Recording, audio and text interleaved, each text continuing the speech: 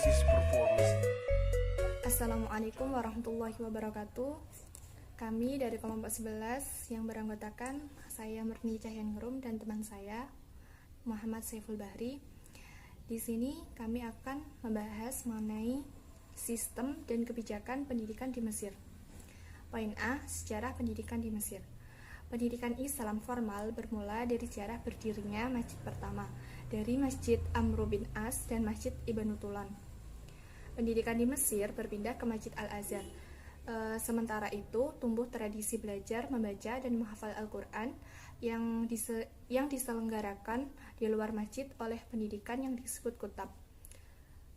Pendidikan kutab mensuplai pendidikan masjid dengan anak didik yang tahu baca tulis serta hafal Al-Quran. Di samping masjid juga berkembang pendidikan madrasah yang kadang-kadang merupakan partner kelanjutannya. Dalam konteks ini belum dikenal pemisahan apa yang disebut pendidikan agama dan juga pendidikan umum. Kemudian pada masa pemerintahan Muhammad Ali Pasha telah menjadi permulaan masa transisi dari pendidikan tradisional kepada pendidikan modern.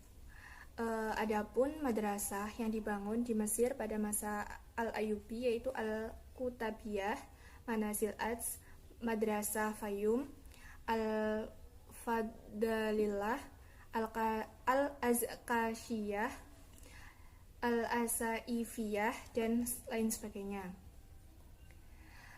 Sekolah modern pada masa Muhammad Ali Pasha merupakan permulaan penyisihan sebenarnya antara institusi politik dan keagamaan di Mesir modern. Dari masa pemerintahan Muhammad Ali Pasha ini, dalam sistem pendidikannya banyak mengalami kesulitan-kesulitan. Dapat kita ketahui bahwa pada masa Muhammad Ali Pasha ini mulai berjalan dua sistem pendidikan paralel tetapi terpisah, yaitu pendidikan tradisional dan pendidikan modern sekular. Akibatnya, intelektual hasil pendidikan ini juga terbagi dua, yaitu alumni sekolah agama dan juga alumni sekolah modern. Kemudian, selain dari membuka sekolah modern, pembaharuan Muhammad Ali Pasha diantaranya yaitu mengirim mahasiswa belajar keluar negeri dan menerjemahkan buku-buku bahasa asing ke dalam bahasa Arab. Perkenalan dengan pemikiran baru dari Barat tidak hanya terbatas di lingkungan mereka yang berpendidikan Barat saja. Pemikiran dan ilmu baru dapat diserap oleh mereka yang belum pernah keluar negeri dan tidak tahu bahasa Inggris. Cikal bakal munculnya pemikiran modern diawali dengan pemikiran salah seorang tokoh pembaharu dari Mesir, yakni Muhammad Abduh.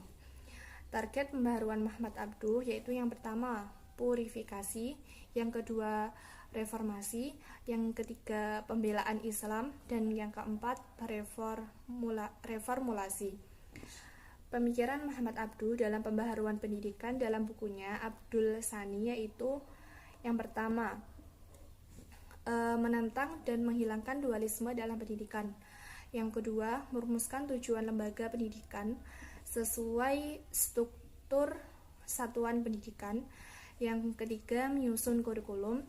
Dan yang keempat, itu pengembangan keterampilan dan pengetahuan guru.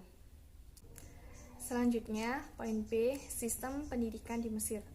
Dalam perkembangan sistem pendidikan di Mesir sampai dengan masa kemerdekaan tahun 1956 terdapat 5 sistem persekolahan, yaitu yang pertama Al-Azhar dengan sekolah-sekolah atau madrasah yang bernaungan di bawahnya, yaitu yang disebut dengan kutab. Yang kedua itu sistem sekolah atau pengajaran bahasa asing. Yang ketiga yaitu sistem sekolah berbahasa Arab. Yang keempat itu sekolah pemerintah. Dan yang kelima, sekolah asing dengan kurikulumnya sendiri. Nah, pada saat ini, sistem pendidikan di Mesir dibagi ke dalam 3 tahapan, yaitu yang pertama pendidikan dasar, yang kedua pendidikan menengah, Dan yang ketiga itu pasca pendidikan sekunder. Sejak perluasan bebas wajib belajar hukum pada tahun 1981, maka diadakan peraturan baru yang isinya kurang lebih yaitu bebas biaya wajib belajar bagi sekolah persiapan atau sekolah dasar. Terus sedangkan untuk perguruan tinggi atau pasca pendidikan sekunder negeri hanya membayar biaya pendaftarannya saja. Jenis-jenis sekolah di Mesir ada 3, yaitu yang pertama sekolah negeri, yang kedua sekolah Arab, dan yang ketiga itu pendidikan yang diajarkan sebagian besar dalam bahasa asing. Yang pertama sekolah negeri.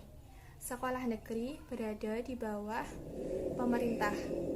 Masyarakat Mesir dapat mengenyam pendidikan tinggi tanpa biaya dan hanya membayar uang pendaftarannya saja.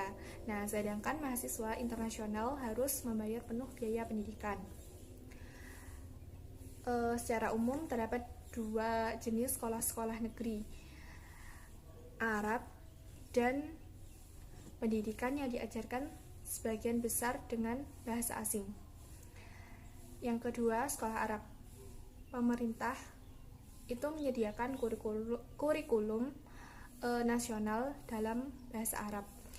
Dan yang ketiga, pendidikan yang diajarkan sebagian besar dalam bahasa asing. Contohnya kurikulum dalam bahasa Inggris, Perancis, dan menambahkan kedua sebagai bahasa asing.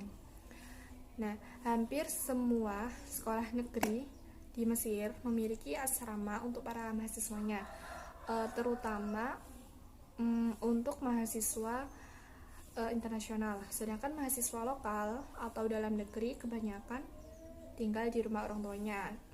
Nah, sedangkan untuk pendaftaran ke sekolah negeri yaitu melalui sentralisasi kantor.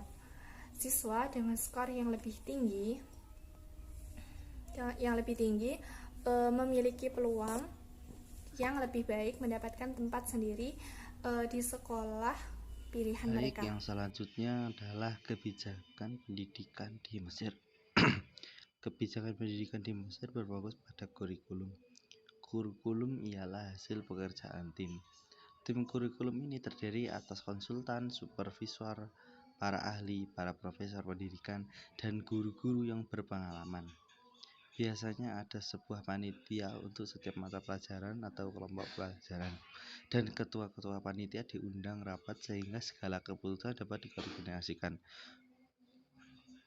Kurikulum yang sudah dihasilkan oleh panitia diserahkan kepada Dewan Pendidikan Pra-Universitas yang secara resmi mengesahkannya untuk diimplementasikan.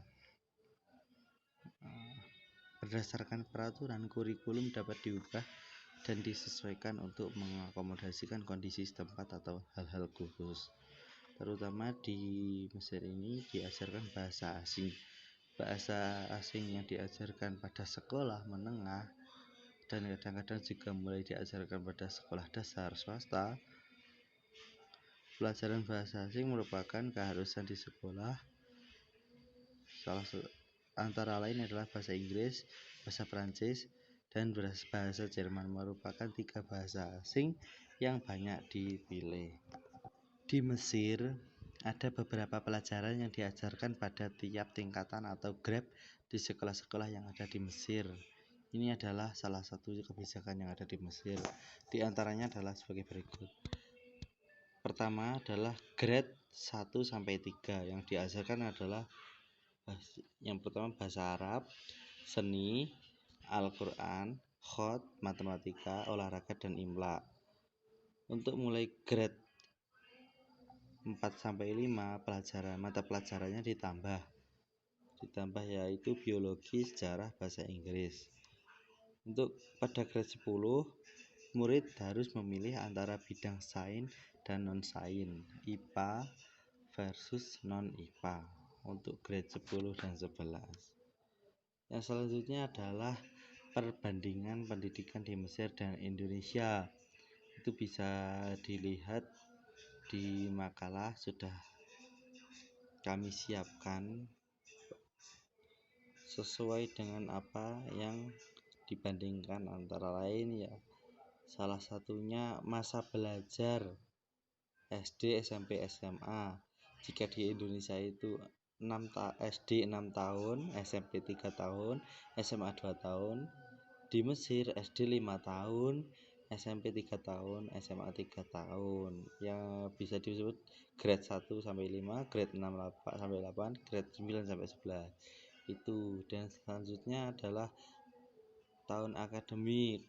Tahun akademik yang ada di Indonesia itu Juli sampai dengan Juni. Jika di Mesir September sampai Agustus. Itu bisa ditengok, selebihnya bisa dilihat di makalah yang sudah kami siapkan. Ada banyak sekali perbandingan yang tersedia di antara pendidikan Indonesia dan Mesir. Ya mungkin sekian dari kelompok kami. Apabila dari pengucapan ada kesalahan, mohon maaf yang sebesar-besarnya. Akhiron, wassalamualaikum warahmatullahi wabarakatuh.